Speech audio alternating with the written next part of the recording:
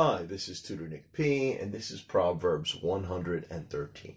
The proverb today is half a loaf is better than none. Yeah, it's kind of self-explanatory. I mean, obviously somebody is telling you, well, it's better to end up with half because you might lose everything and you might have zero. You might have nothing. So half a loaf is better than none. All right, so let's take a look at the note here. This proverb could also be rephrased as half a loaf is better than no loaf. So you might hear it either way. Half a loaf is better than none, or half a loaf is better than no loaf. A loaf meaning like a loaf of bread. So one long piece of bread that's together is a loaf. Okay. Again, let's continue. This proverb could be found as early as 1546. So it's a very old proverb. In John Hayward's collection. Remember, we've done a number of proverbs. A number of them came from him. He wrote a collection of proverbs way back at that time. So this is a really old one. Proverbs. At that time in history, it used to be a half a loaf is better than no bread. That's the way they used to say it at that time. But it eventually formed into what today we most likely say as a half a loaf is better than none. That's the most common one. And you still do hear a half a loaf is better than no loaf as well. All right, let's give a couple of examples here. Example number one.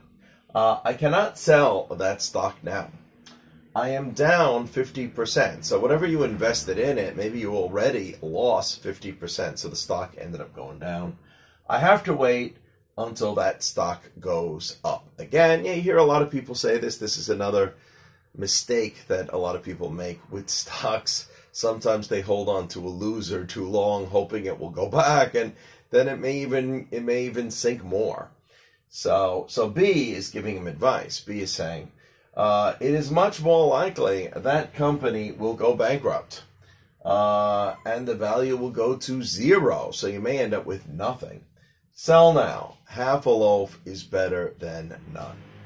Okay, and number two here. This might be more like a court case with somebody suing.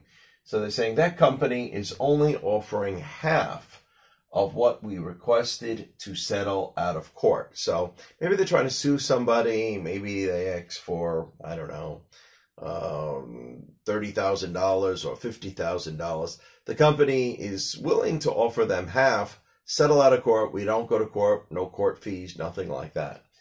But maybe the person is not happy. They think they should be able to get the full amount. But B says, I think you should take it. What if you go to court and lose? Maybe they got pretty good lawyers. Then you won't get anything. Half a loaf is better than no loaf. So this is exactly how we use it. Okay. Anyway, I hope you got it. I hope it's clear. Thank you for your time. Bye-bye.